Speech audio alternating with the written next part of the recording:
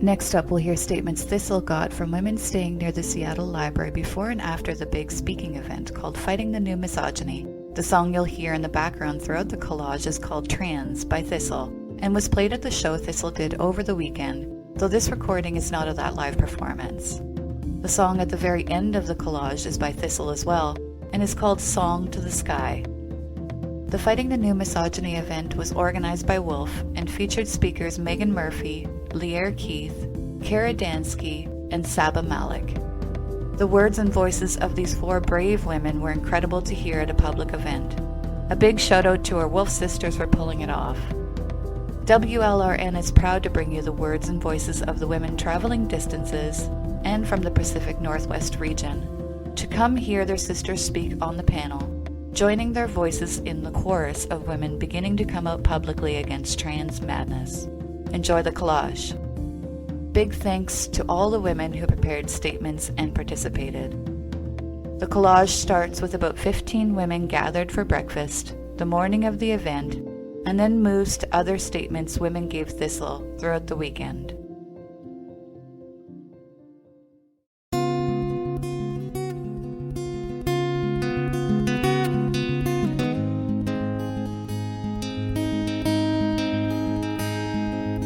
Trans is a liberal construct invented by white straight men.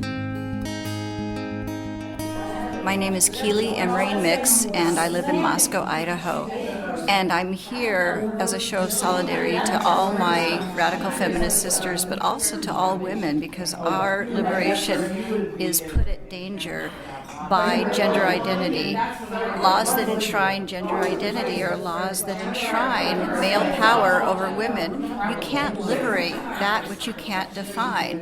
If there is no solid definition of women, and we of course argue that there is and has been since time began, then anybody can be a woman, and we're seeing that now. And so when our male oppressors pretend that they can be us, they change our narrative, they change our history, they change our stories and narrative and history that they could never have participated in, and they put us at real and current danger. Wherever it's possible for me to travel and speak and demonstrate against gender identity laws, I'll be there. And I am so grateful to my sisters who have organized this. Awesome. All right, thank you. Their violent power, and then they win. I think I have 3 sisters here, and I'll just ask each of you where you're from and to state your name, and then why did you come to Fighting the New Misogyny? Hi, I'm from Eugene. My name is Stacy. I came here to meet all of the other sisters that are involved in this, and also to show support for something I think is very important.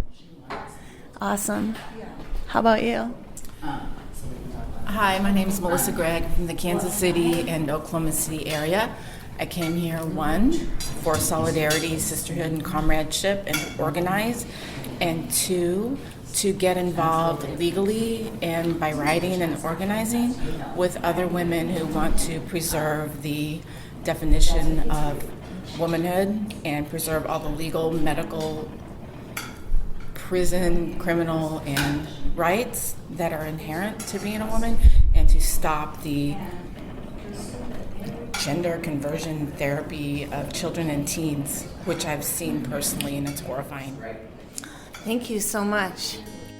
Violent power begins with man over woman, and then it all spins off from there into this postmodern racist, sexist nightmare. Yeah, you got your goddess charm on. It's beautiful. Look at that. A sister gave that to you right when you arrived, right? A sister that you had never met. Just this morning. I flew here from the mountains of North Carolina because I feel like women cannot afford to just be social media warriors. We have to be strong. We have to be brave. We have to be able to put our face out in public and say, I believe that women have basic human rights and that men are not women. Men can never be women. And so sex-based rights are vital to our survival. And if we stop acknowledging sex, then we will lose the ability to identify the oppression that is killing us. Yeah, well said. I have a 5-year-old granddaughter. I don't want men in her shower. I don't want men in her bathrooms. When she graduates high school, I would like for my granddaughter to have a scholarship that men have not stolen. Right.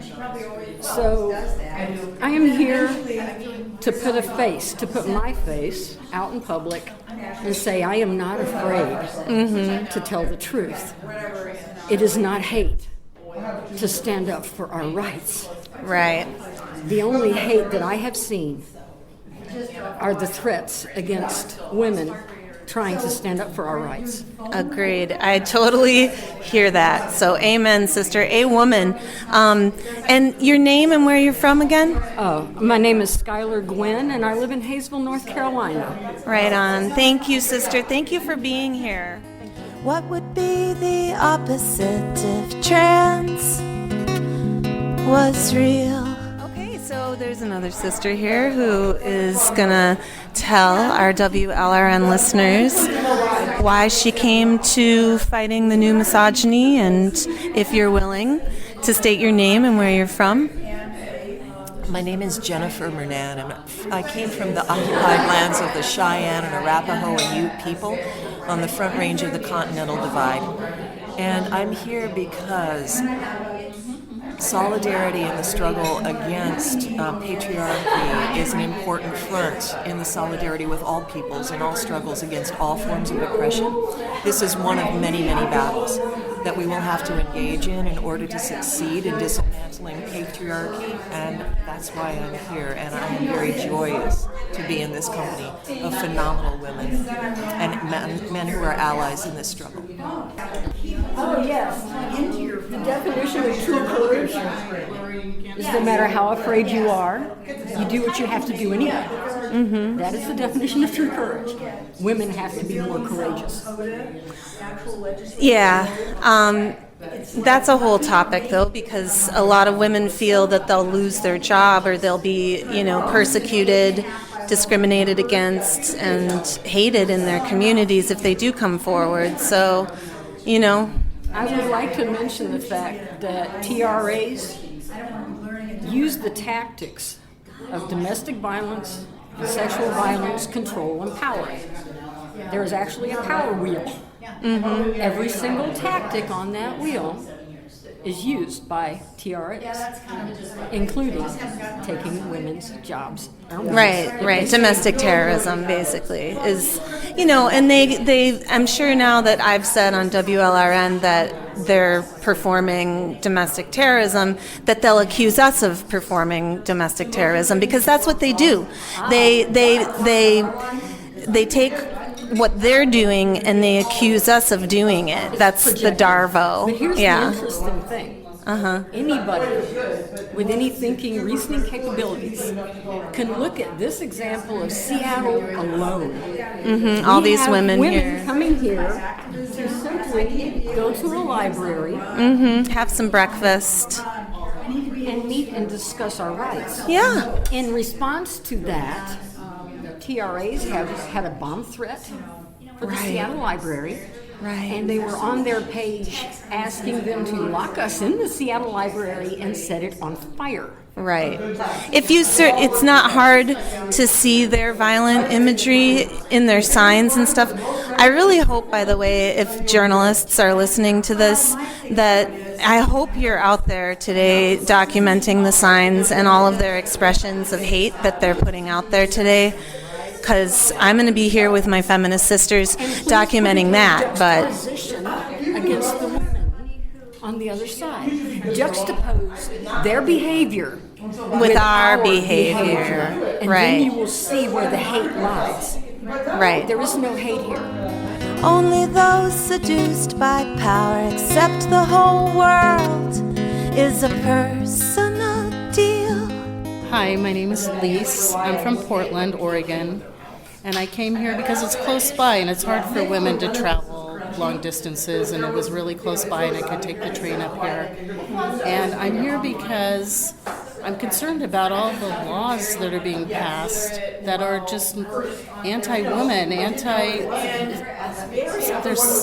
the sex-based laws are being changed to gender identity and conflating gender identity with sex.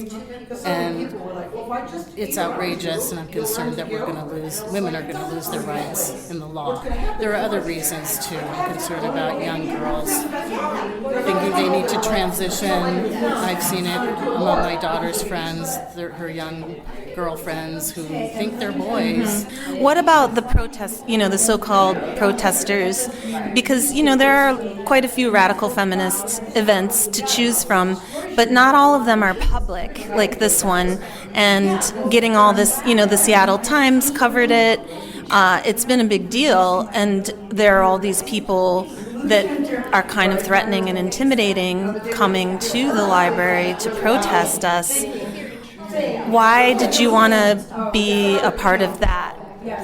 I mean, I'm not afraid of protesters. I've protested against Trump and other protests. I've been to protests, and I'm not afraid of them. We have a right to speak. We have a right to discuss these issues in a public place. As women. Women have a right to meet among other women and not get silenced. And I'm also tired of the silencing. Would you characterize your politics left, center, or right?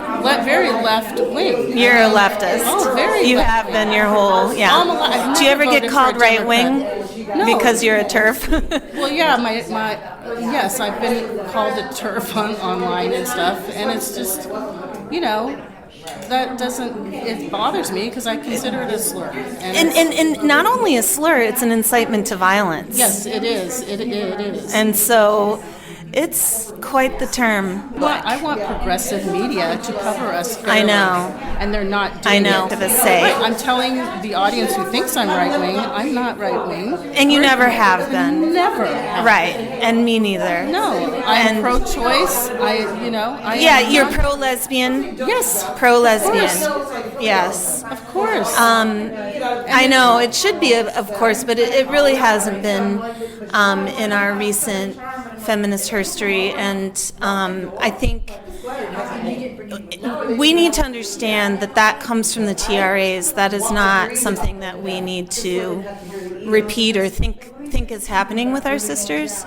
Women are caught between a rock and a hard place in men's politics, in men's political world, which is by default the public political world is a male world. And so that we can't pretend that that's not influencing how everything is, just everything. Right.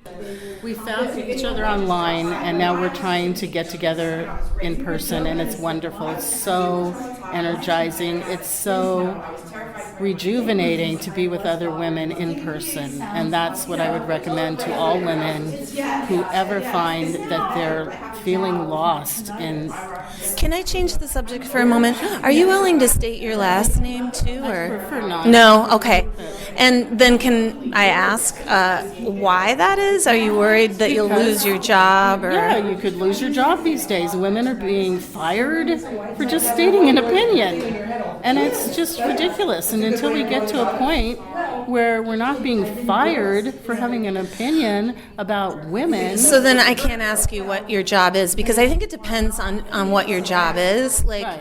I don't think I'm at risk of being fired from my job at this point, and I'm very out, and so it depends on what your job is, I think. Right. I'm at it's just a part-time job, but it's still, I might need another job in the future. Right, I see. And so it's just just being careful. Of course. And, but I'm here. And you are. And I want to fight this. I'm so. And there are all different roles to play and I'm so needs passionate to meet. About it. It gets my blood boiling when I see that women are being fired.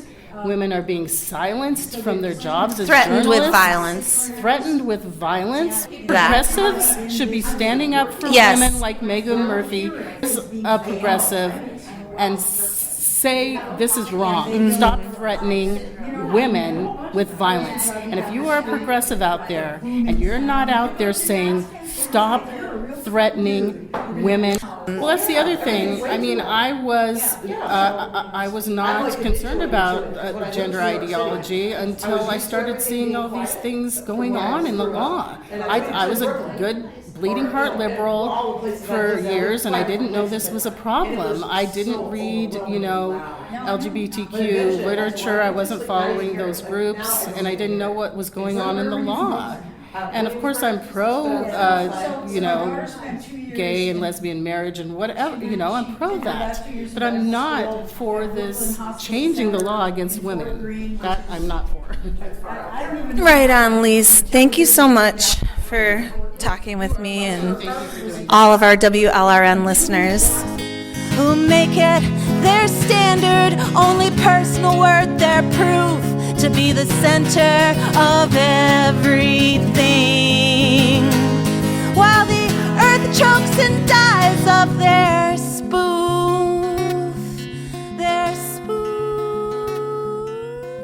So can you state your name and why you came to fighting the new misogyny? Hi, my name is Marcia Matthews, and I'm from Boston. I'm a big fan of Thistle, and I always listen to Women's Liberation Radio News. I came here to Fighting the New Misogyny to see Dansky, Saba, Malik, and Meghan Murphy, because in the 4 years I've been researching this topic, I've observed how Meghan Murphy has been the most courageous journalist, telling the truth and facing intimidation and threats. When she was suspended from Twitter, it was an outrageous injustice, because other people have said things like, Jonathan Yaniv is a man, a male, a dude, a bloke. He has a wife. He is a guy. Dude has a dick and is a dick. Jonathan Yaniv is a man and a massive tool. Free Meghan, quote unquote. And Abby Carter wasn't suspended. I tweeted, the word woman is reserved for born female, grew up as girls, paid her dues to be a woman. Nobody else need apply. I wasn't suspended. What I hope to take back to my community is firsthand experience. The only way to convince the populace is by education, and I will continue to work on my book, Quandary, The Plight of Women Under Queer Theory.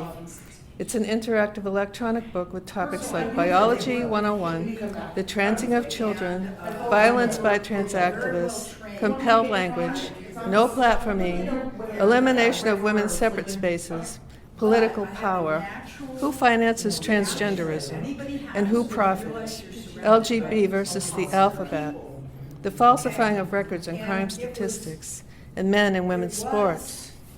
On the positive side are existential womanhood, women and the earth, and humor. Nothing brings out the comedian like a system of repression that makes no sense. The tide is turning, and we see signs of hope that people have had enough of the Rainbow Reich. Thank you so much, Marcia. All right, I'll see you at the Battle of Seattle, Part 2, when the women take over. The joke's on you, there are better things to do. And in the meantime, we are igniting. Yes, in the meantime, we are uniting.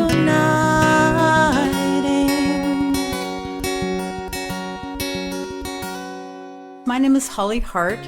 I'm from Portland, Oregon. I came here for two reasons, one of which was to be with other radical feminist activists so that we can talk about what we're doing in different parts of the country in order to protect the rights of women. And the other reason I'm here is because there are very few social spaces where we can say things and just speak honestly, talk about facts like human sex is binary, without being attacked by other people, including very well-meaning people who only see the issues here through the lens of we have to be nice to people, and they don't understand how it is not nice to enable males to use gender identity to gain access to females' private spaces. And to incite violence against women, too. Absolutely. I mean, the term TERF, for example, is not just a slur, it incites violence against women. And so to call us TERFs and to call this conference that we're at, or the panel discussion, TERF Wars, is dangerous. They are putting our lives in danger, quite literally. And so thank you for being here, Holly, and thank you for speaking with WLRN. Thank you.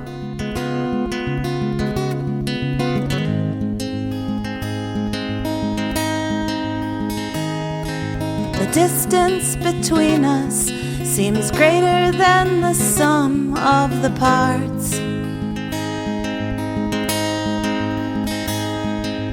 My heart is beating while the ozone is depleting. It's way too hard to be hopeful for the future, for humanity. My greatest hope is that me and my friends go out gracefully in this postmodern racist sexist nightmare. This postmodern racist sexist nightmare.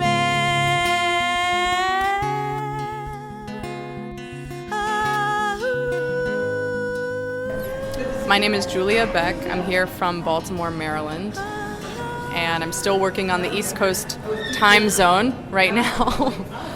I'm here to attend the Fighting the New Misogyny panel because I think it's a very important event. I want to show my support for women and women's spaces, because without women's spaces, I don't know where I would be. And I think women's sex-based rights, our right to organize on the basis of our shared female sex, to talk about our shared female experiences, however varied they may be.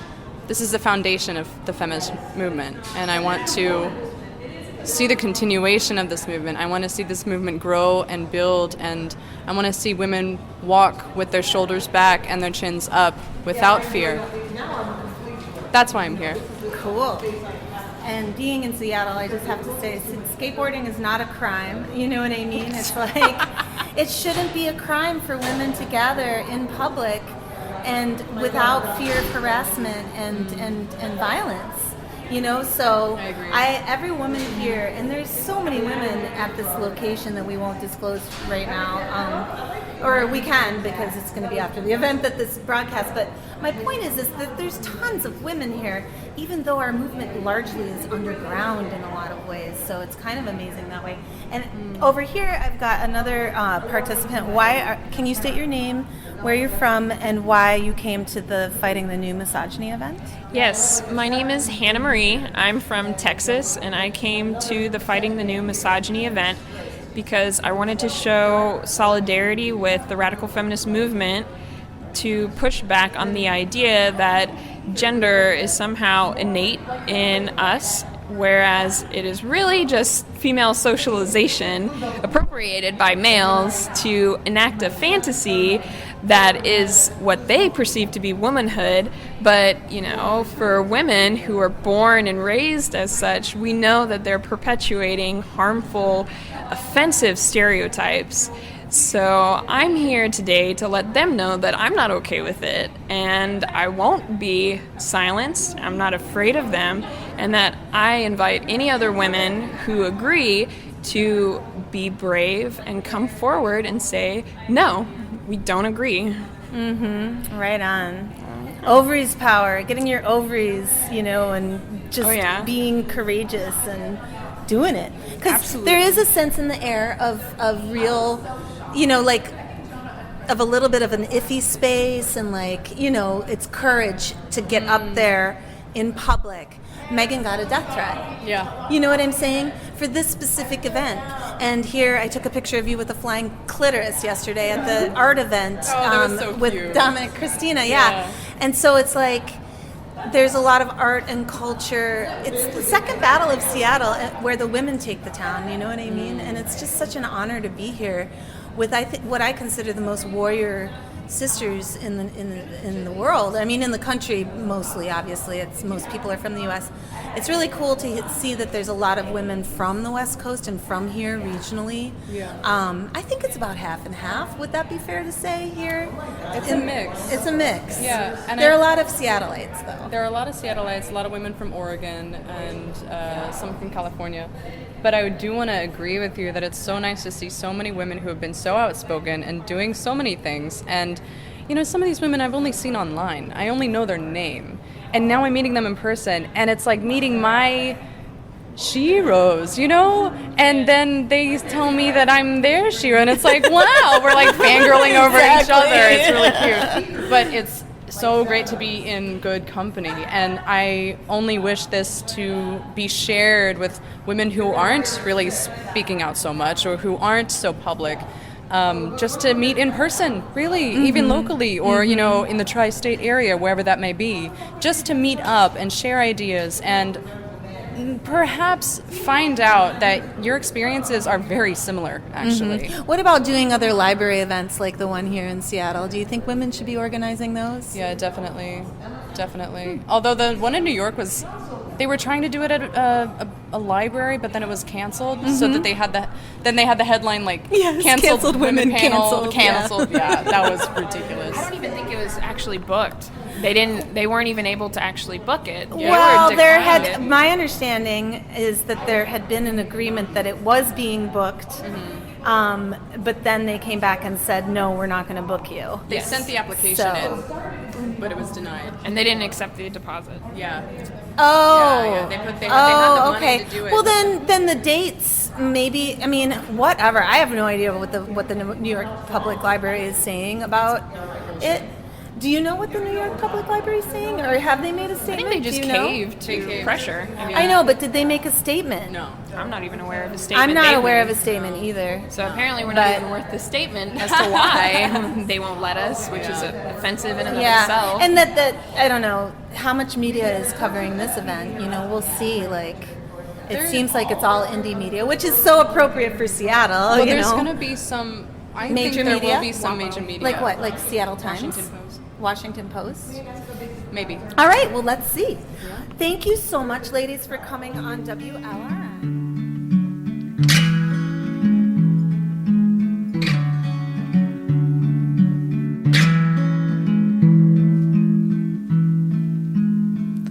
You turn off your light when I walk by.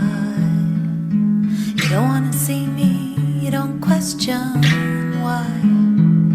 You just turn off your light when I walk by.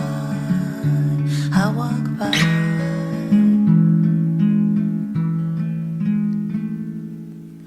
I turn off my phone when I'm alone and sing sweet songs up to the sky. I don't stay too long or I'd question why, but I turn off my phone and I sing to the sky, to the sky.